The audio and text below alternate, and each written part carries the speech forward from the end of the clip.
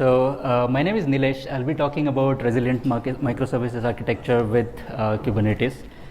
Before I start, I would just like to have a quick show of hands, like how many of you know about Docker? You've used Docker? How about Kubernetes? Okay. A little bit about your background. How many are .NET developers? Java? PHP? Go? Scala maybe? Okay. And how many are from operations background? Or DevOps, SRE? How many are managers? Okay. I see many people didn't raise their hand. It's okay. I hope that you have come with some sort of assumption. So I assume that for this particular talk, right, a little bit of knowledge about these things is required. Like you should know a bit about Docker, you should know a bit about container orchestration, little bit about microservices, and that would help to get more context out of this talk. So let's start with thanking the sponsors of this event. Without their support, we wouldn't be here. For those of you who don't know me, my name is Nilesh. I am one of the Microsoft MVPs in Singapore. I've put all my details here, like my GitHub URL, my website, Twitter handle. So if you find something interesting and you want to ask me a question, feel free to just tag it on Twitter or LinkedIn. Apart from technology, when I don't talk or think about technology, I like cricket. So if there is anybody who is interested in cricket, the World Cup is starting today and want to have a friendly discussion about who will win, we can talk about it during the breaks. Okay. What's on the agenda? So we'll start with microservices principle. Then we'll move into the microservices architectural patterns. I'll also walk you through the service mesh overview. And then the second half of this talk will be mainly around the resiliency patterns that we can implement with the help of Kubernetes. Some of the things that I discuss here are not specific to containers or Kubernetes. You can apply them to your normal development as well. So let's start with microservices. When we hear about microservices, people generally ask, what is microservice? So people start thinking about how small or how big should be the size of the code base and things like that. So for me, I would say microservices are autonomous services that work together. That's like a broad definition. But what are the principles behind this broad definition? First one is obviously these are modeled around business domains. Then you have the culture of automation. We just heard Ajay talk about the importance of automation when you want to deploy faster and when you want to go fast. So nowadays you have everything like monitoring as a service or monitoring as a code, infrastructure as code, CI/CD pipeline. So microservices, this is one of the principle. The other one is they hide the implementation details. So this is basically your APIs. Decentralize all the things, so you try to scale by using things like a messaging layer instead of doing synchronous communication. You try to decouple, deploy independently, customer first, and isolate failure, and they are also highly observable. So we can talk about all of these, and this could be like a 2-hour talk just discussing these things. But instead of me talking about it, there is a wonderful talk by a guy called Sam Newman, and he's written also a book on building microservices. It's like a 1-hour talk.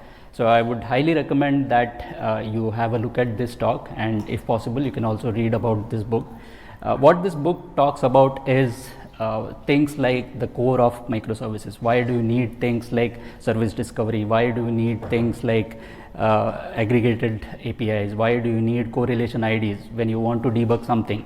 If you have things like auto scaling, you might have machines and services running and they might go after a while. Then if you need to debug retrospectively, or if you want to debug while the services are running, you need certain things which can bind these together. So these kind of things are very well explained in the book as well as during the talk, and I highly recommend this talk. Then once you have got the idea of what are the principles, it's always better to understand what are the patterns around that.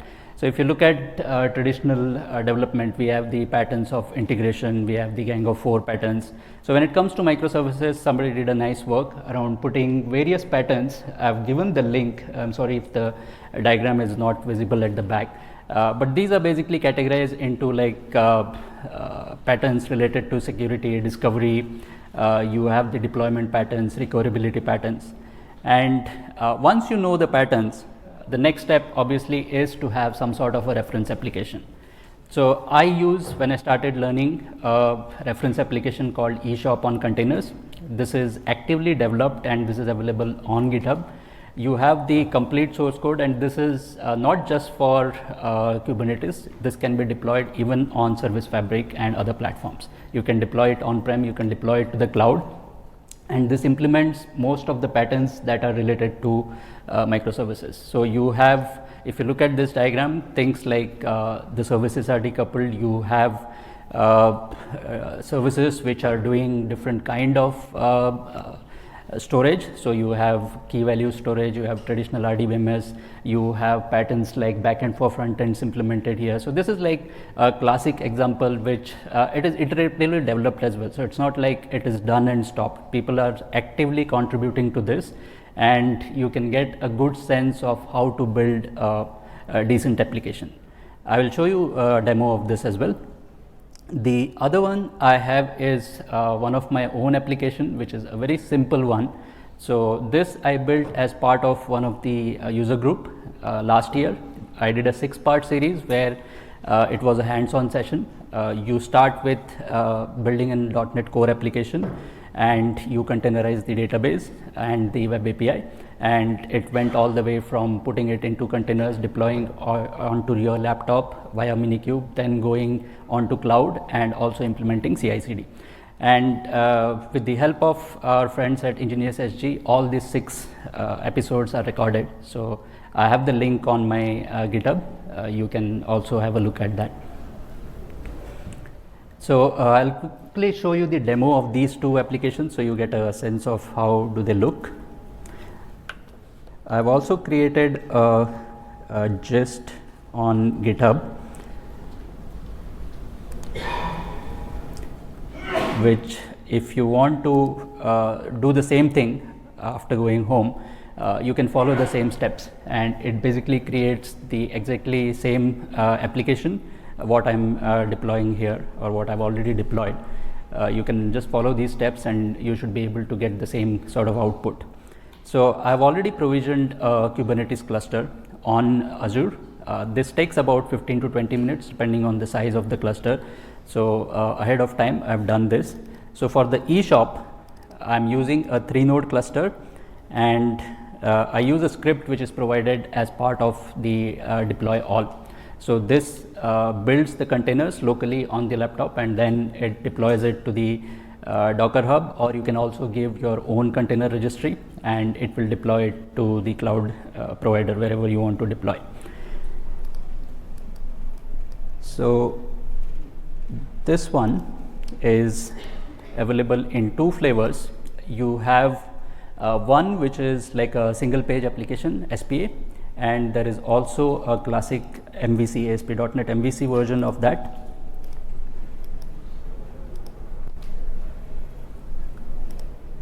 So there is a slight difference in the image that is used, but in terms of functionalities, they both work the same way.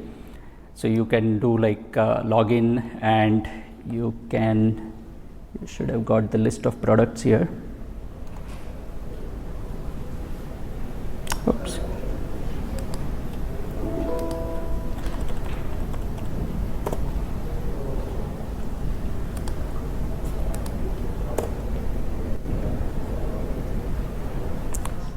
Looks like many people are using the Wi-Fi. It's not supporting the demo gods. Okay, sorry about that, but basically it shows a list of products. You will get a product catalog here. So any idea how many services might be running behind this one single SPA application? Any guess?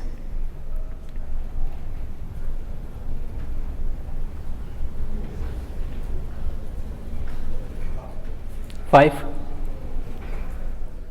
Anybody else wants to take a guess? 30. How many, sorry? 30. 30? Okay. Let's see. Oops.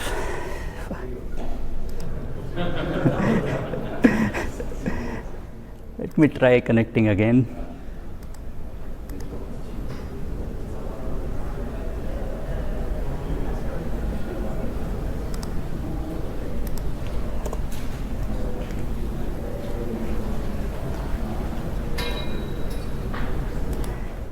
I stopped recording this kind of videos, assuming that things will work. I used to previously keep a backup in the form of video. Okay, let's try here.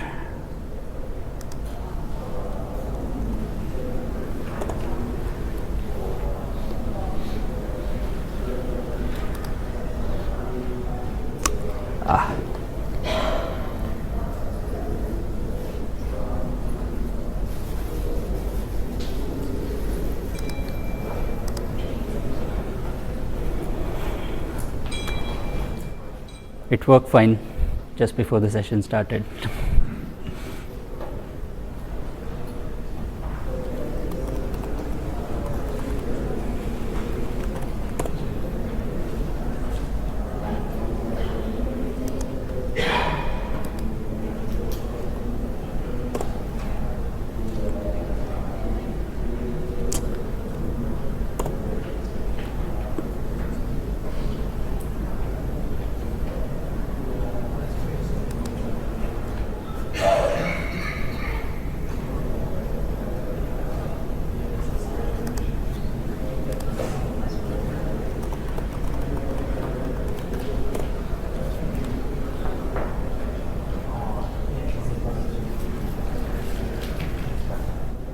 If this doesn't work, I'll have to tether it through my phone.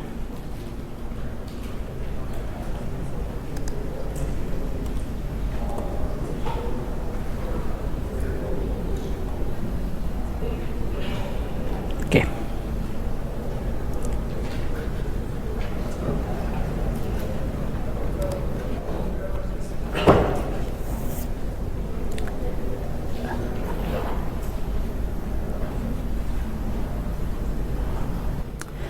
Okay, so finally it's coming up.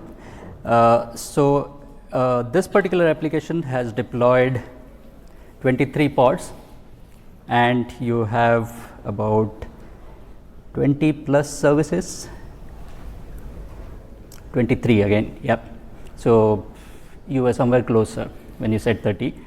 Now, if you look at the nodes, right, I've got 3 nodes. And I've deployed 30 different services or close to 25 services on that. That is one of the advantage of using something like Kubernetes. If you were doing this, let's say using VM or previous way, you might need more than 10-15 machines to deploy all these things. But with Kubernetes or with containers, you can optimize your infrastructure and you can deploy more than one container on the nodes. So let's look at one of these nodes. So if you look at this, it is running 12 pods, so possibly 12 different services on a single node. Okay. Now let's move on to the other one. So this is a simple one which I built.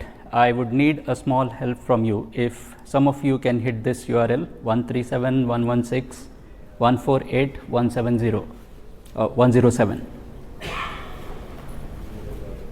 just need a small help. 137.116.148.107.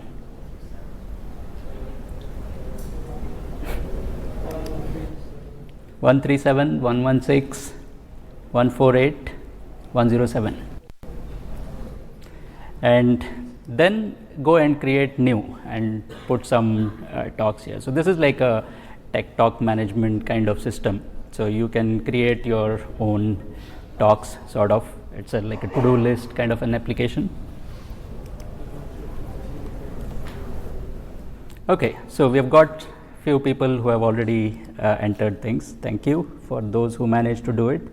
Now I will switch the context and start looking at this particular cluster. So I've got 2 clusters. The second one is a 6-node cluster. I was actually planning to deploy a 2019 SQL Server image, which is in preview, but again, demo gods were not with me and I had to revert back to 2017. But as part of 2019, it needs at least 4 nodes. So I had created a cluster with 6 nodes, and I've deployed that application on this particular cluster. So I'll just switch the context to use this second cluster.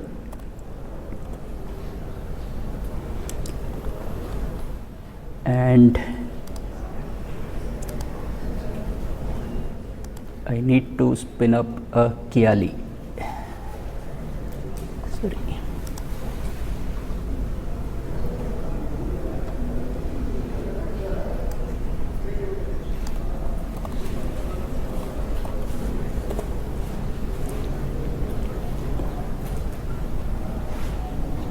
Okay.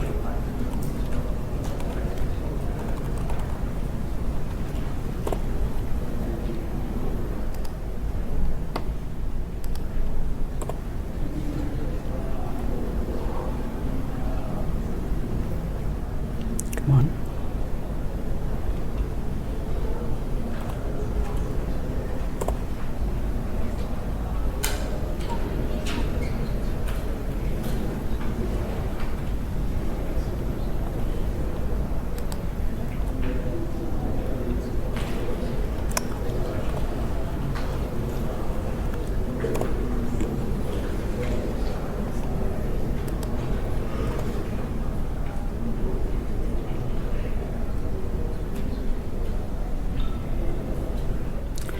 Okay, so I'm using something called as Istio here, and this gives me a nice UI to look at which are the services which are running, and I can do like a graph of all my services deployed, and I can do it by, let's say, service. Come on.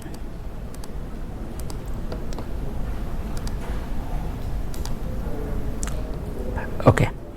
So it can give you a real-time view of what's running in the cluster, and you can drill down to the level of individual services. You can find out what is the traffic that is being serviced by that particular instance of the service. So this is coming as part of the Istio, and I will be talking about Istio a little bit. So let's move back to the presentation.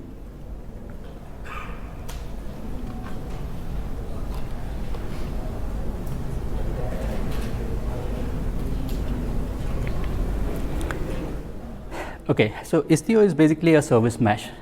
What is service mesh? Service mesh is a software infrastructure layer for controlling and monitoring internal service to service communication. And if we look at Docker and Kubernetes, right, they try to solve one problem which is related to packaging. Docker helps you create a version of your application which can be deployed anywhere.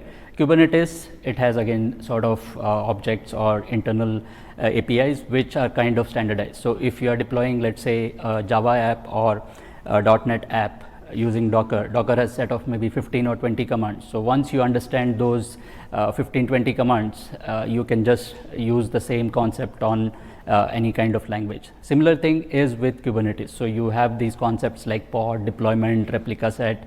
Once you get hang of those are pretty standard, and you can use the same across different languages. But when you want to do things in production, you need something on top of this. This is like if you want to run enterprise grade software, you need the ability to do distributed tracing. You need things like to monitor the traffic, to have, let's say, if you're doing CI/CD pipeline and you want to have 2 versions of the application running, you want to say, I want 30% of the traffic to go to one version and 70% of the traffic to go to another version. These kind of things, you can use a service mesh, and that is where things like Istio and Linkerd, they are becoming quite popular now. There is also a fundamental shift in the way people are thinking, where do you want to put these responsibilities? With things like SRE, it becomes like, is it a problem of development team or is it operations related? So it tries to put the context in the area of operations. So with things like service mesh, the application code need not change much. You can still continue to do the normal development, and the operations team can then enhance it without having an impact on application code.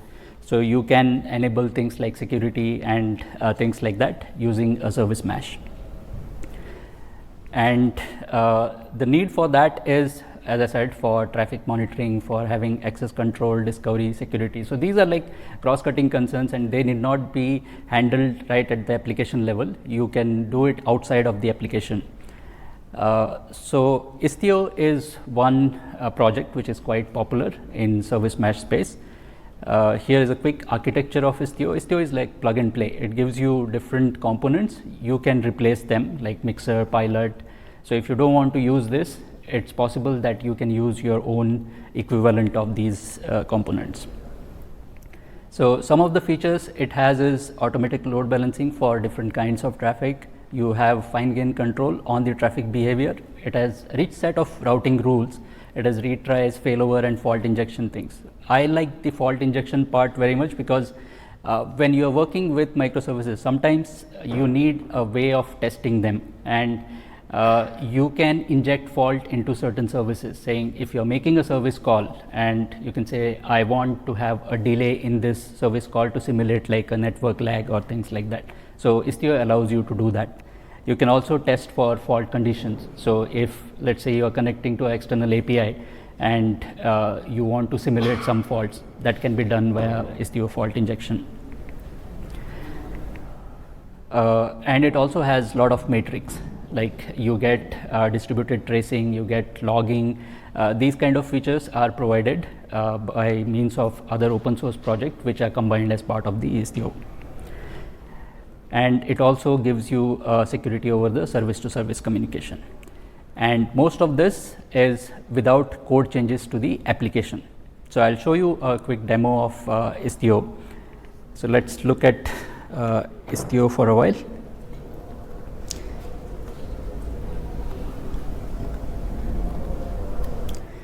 So here is a Kubernetes manifest. I just want to highlight one point, which is this is the web part, the front end that I'm deploying called TechTalks Web, and I'm saying I need one replica of this running. So if I switch the context and run like get pods, let's see what do we get.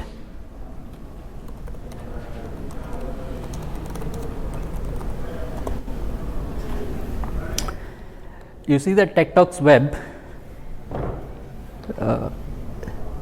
So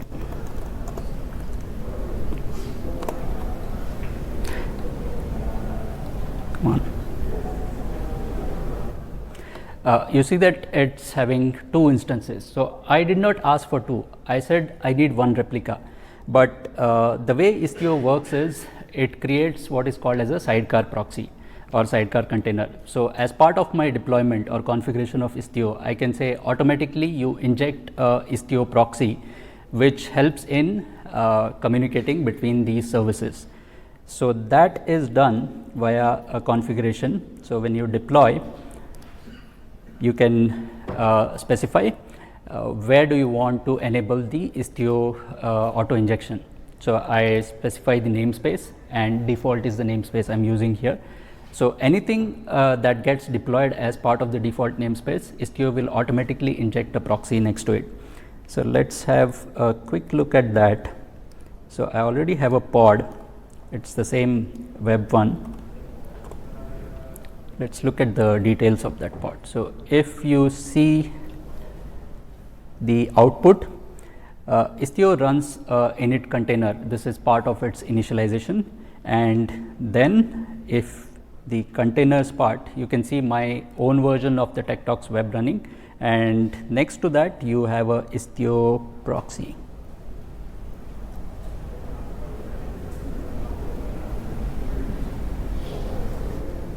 Here. So this is automatically injected into this particular pod.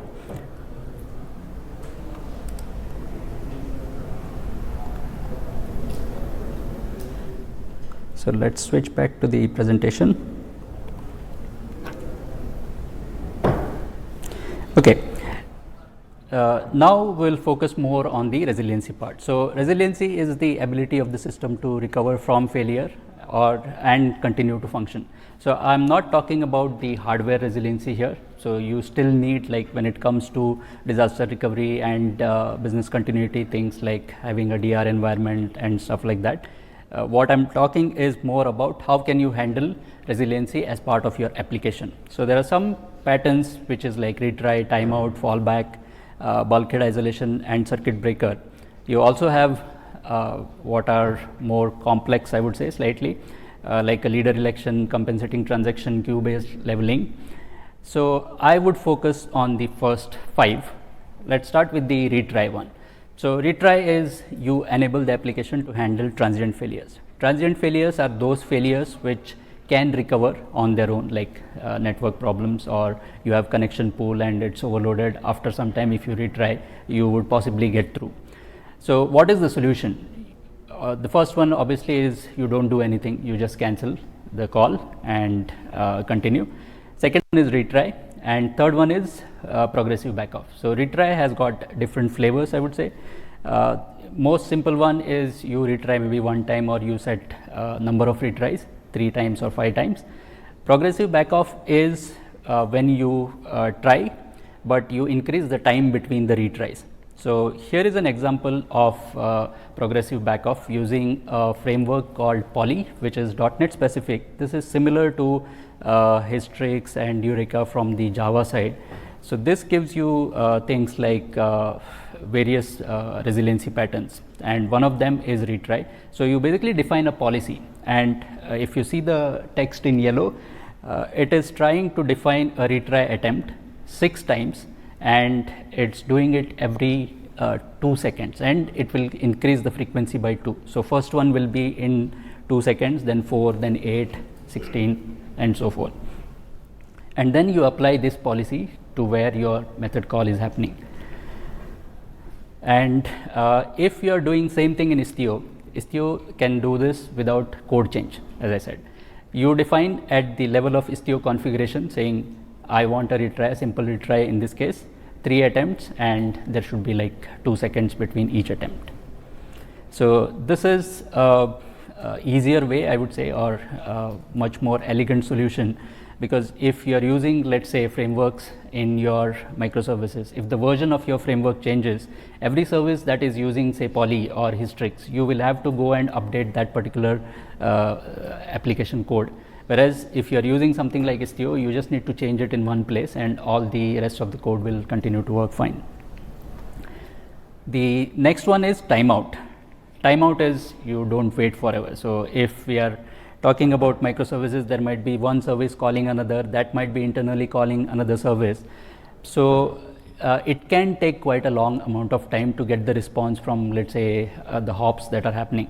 And if you look at the normal time that we as users wait for services, let's say we are browsing something, we won't wait for more than 2 or 3 seconds. If we try to search something, if the results don't come up within few seconds, we just turn to something else, right? So the concept here is similar. You terminate the operation after some time, you don't wait endlessly. And again, Poly has support for this, and you can define in Poly a policy, and same way like the policy is applied previously, Poly will help you to apply the policy when the method call happens. With Istio, again, it's quite simple. When the request specs are provided, you can say what is the timeout that Istio has to take care of. The next pattern is fallback. Fallback is you provide a graceful degradation of the service in the event of failure. So this is quite common when you have services like personalization, recommendation engines, discounts, say for example when you are booking flights or hotels, or if you are on public sites, social media sites, like you have an avatar and let's say your image service which is giving the results back is down. These sites, they don't stop you, right? If you're trying to book, let's say, a flight ticket, if the discount service is down, you will get possibly a default kind of discount if it is applicable. Same with recommendation engines. If you go on Lazada, Amazon, if the recommendation engine is down, and you might not see, okay, what people bought similar item. It might be either hidden or you will just get the default values. So the idea here is you still continue, but with a degraded functionality. The application still continues even in these kind of failures. So I don't have a code example as such because for me the fallback is more of a business decision. So it's more of how the business wants to handle this scenario. Next, I want to talk about bulkhead isolation. So the concept behind bulkhead isolation is don't let one fault in part of your application to bring the whole application down. And every time I think about bulkhead, the idea of Titanic comes to my mind, because many places you would find this example that Titanic, it was not really designed very well, it seems, because when the water started coming in, if they had implemented bulkhead properly in Titanic, maybe more people would have survived.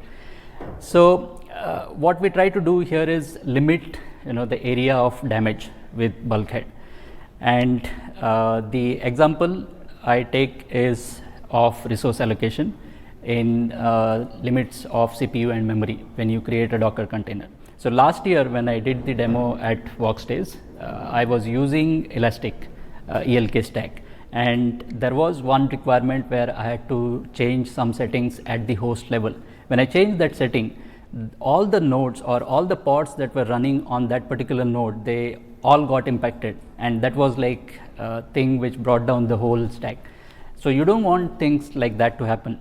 So what we are trying to do here is saying, in this example, a particular container, it can request for a certain amount of CPU and memory when it is getting scheduled, and once it is scheduled, once it is executing, it will still have a limit. So it can't go beyond certain threshold.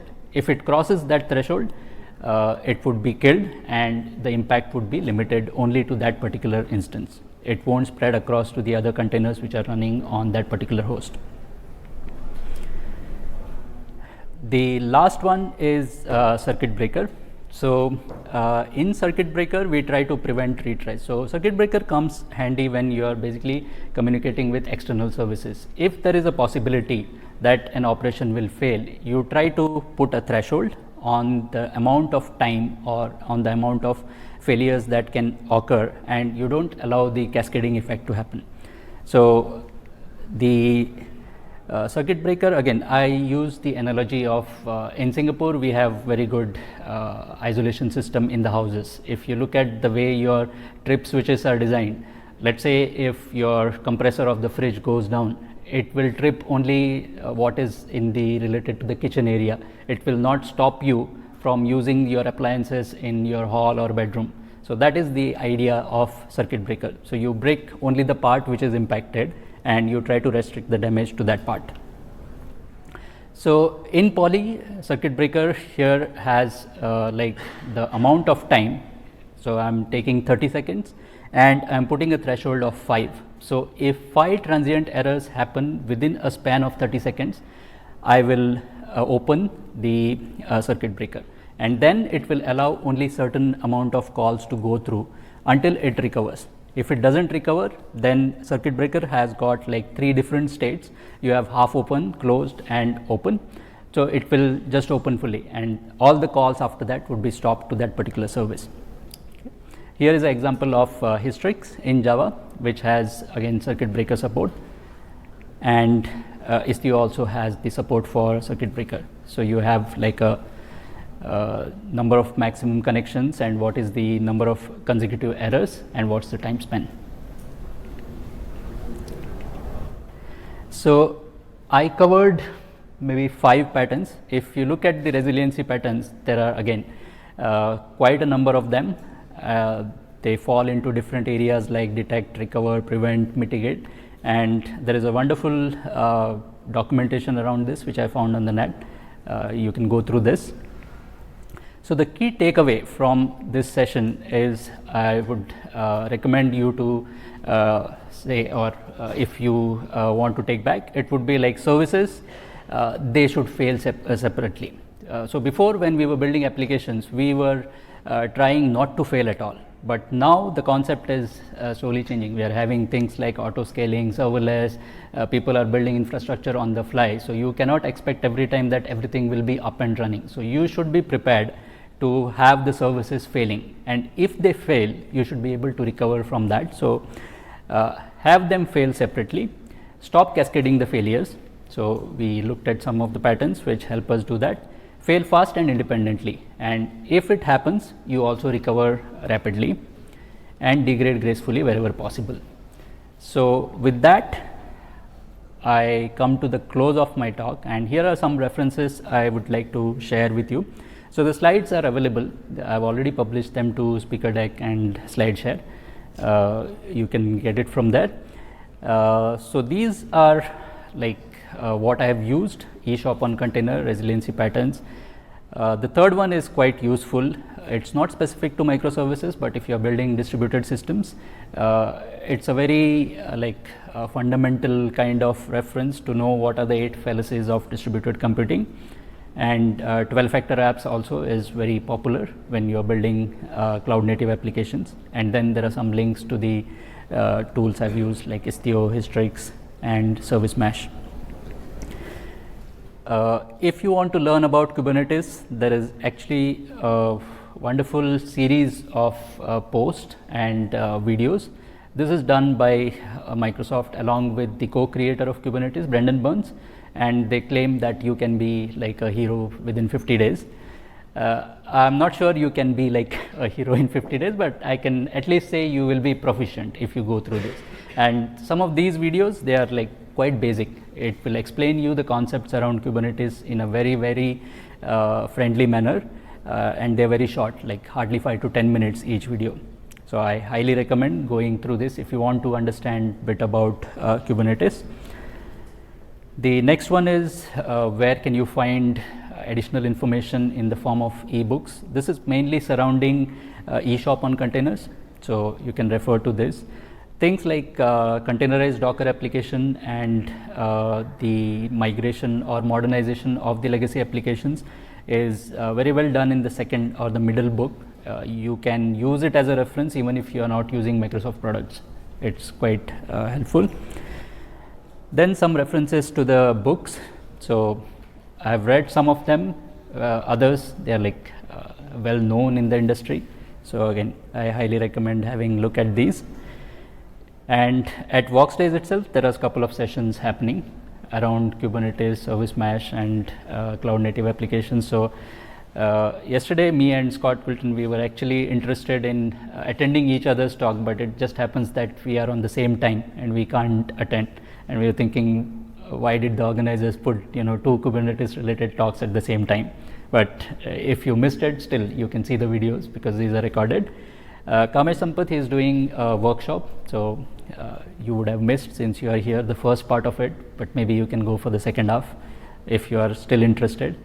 There is one on the service mesh approach, which is tomorrow. The 2 bottom ones are scheduled for tomorrow. So if you find this useful and you want to learn more, maybe you can attend one of these talks. So whatever I have done in terms of deployment and as part of the demo, these are available on GitHub, and the slides are already shared on the 2 platforms that I mostly use. So that brings me to the end of the presentation. I would request you to share your feedback, not just for my talk, the other talks as well, and hope you have a wonderful Voxxed Days. Thank you.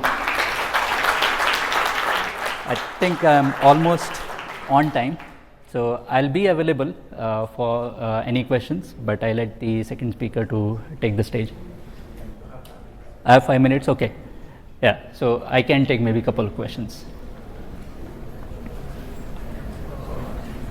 You talked about Sidecar Proxy. Sidecar, yes. What's the advantage of doing that? The advantage of doing that is you don't have to do it separately for each of your services. If you don't have a Sidecar Proxy, then you will have to implement things like distributed tracing, then routing. Those stuff you will have to handle yourself. So Sidecar Proxy, it's like I take the analogy of smartphone. So let's say before Apple came up with iPhone, what were we doing? We were having like 10 different tools. You had probably a pager, normal cell phone, you had Walkman for listening to music. You can still use this even now, but what Apple did is combine all those into one. So basically Sidecar Proxy or these service meshes, they are trying to combine multiple features into one place, and then you don't have to handle them or worry too much about them at the application level. These can sit outside of the application and they become more of an operations part.